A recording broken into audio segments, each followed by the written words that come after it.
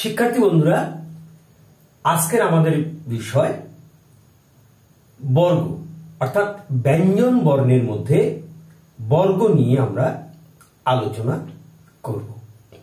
তো বর্গ সম্পর্কে কিন্তু আমরা আগেই ওয়াকিবহাল।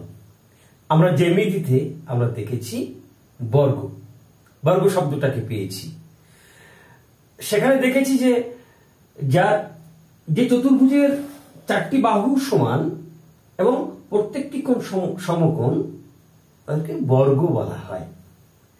এখানে দেখো বর্গের 5টা করে বর্ণ আছে, এদিকে 5টা এদিকে 5টা।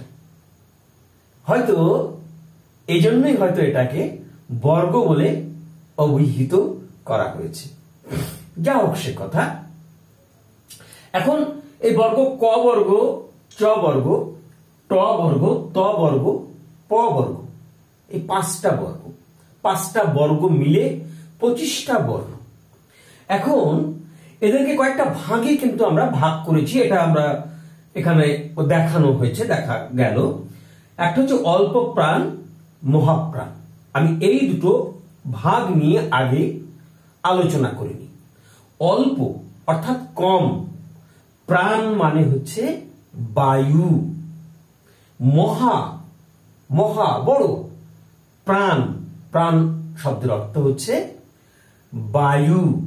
অর্থাৎ সংজ্ঞাটা এরকম আসে যে প্রতিটা বর্গের প্রথম এবং তৃতীয় বর্ণগুলি উচ্চারণ করতে গেলে বায়ু অল্প লাগে, অর্থাৎ কম বায়ু প্রয়োজন হয়। তাই এদেরকে বলা হয় অল্প প্রাণ। আর মহাপ্রাণ কি? প্রতিটা বর্গের দ্বিতীয় এবং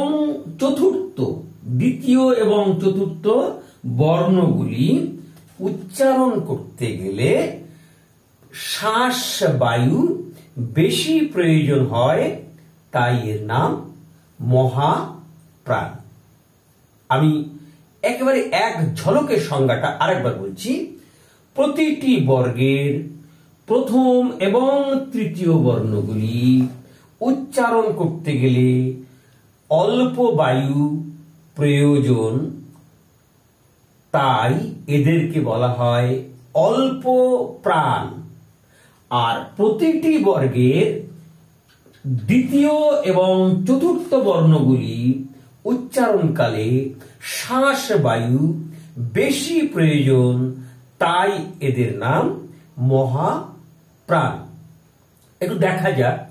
দেখো, ক যতটা বায়ু লাগছে, খ একটু কিন্তু বেশি লাগছে, গ যতটা লাগছে, ঘ তার চেয়ে বেশি বায়ুর দরকার হচ্ছে, চ যতটা বায়ু লাগছে, ছ একটু কিন্তু বেশি লাগছে, জ যতটা লাগছে, ঝ তার চেয়ে কিন্তু বায়ু বেশি লাগছে, ট যতটা বায়ু লাগছে, ঠ একটুখানি কিন্তু বায়ু বেশি লাগছে, ড যতটা লাগছে, ঢ তার চেয়েও বেশি লাগছে।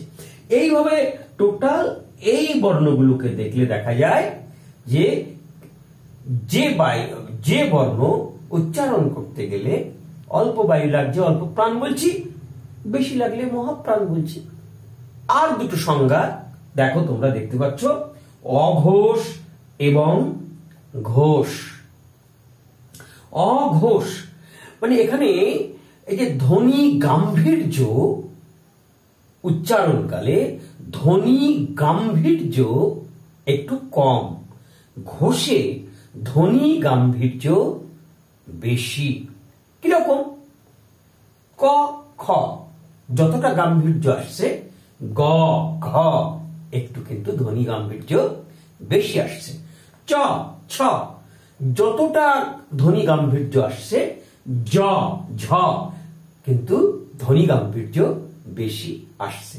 তাহলে আমরা সংজ্ঞাটা কিভাবে দেব? প্রতিটি বর্গের প্রথম এবং দ্বিতীয় বর্ণগুলি উচ্চারণ করতে গেলে ধ্বনি গাম্ভীর্য কম প্রয়োজন, তাই এটাকে বলছি অঘোষ। আর প্রতিটি বর্গের তৃতীয় এবং চতুর্থ বর্ণ উচ্চারণকালে ধ্বনি গাম্ভীর্য বেশি আসে, তাই এদেরকে বলা হয় ঘোষ। আবার একবার বলবো, একেবারে মুখস্থ করে নাও। প্রতিটি বর্গের প্রথম এবং দ্বিতীয় বর্ণ উচ্চারণ করতে গেলে ধ্বনি গাম্ভীর্য কম প্রয়োজন, কম লাগে, তাই এটাকে বলা হয় অঘোষ। আর প্রতিটি বর্গের তৃতীয় এবং চতুর্থ বর্ণগুলি উচ্চারণ করতে গেলে ধ্বনি গাম্ভীর্য বেশি প্রয়োজন, তাই এদেরকে নাম হচ্ছে ঘোষ। আরেকটা সংজ্ঞা রয়ে গেল, সেটা হচ্ছে নাসিক্য বর্ণ। সেটা কি? দেখো বন্ধুরা, যে প্রতিটি বর্গের শেষ বর্ণ উ, ইয়, মূর্ধন্য ন, দন্তান্ন ম, এই পাঁচটা বর্ণ উচ্চারণ করতে গেলে শ্বাস বায়ু কেবলমাত্র মুখ দিয়ে না বার হয়ে নাক ও মুখের সাহায্য নেয়, তাই এই বর্ণগুলোকে বলা হয় নাসিক্য বর্ণ। মোটামুটি আজকের আলোচনা আমি এখানেই রাখছি।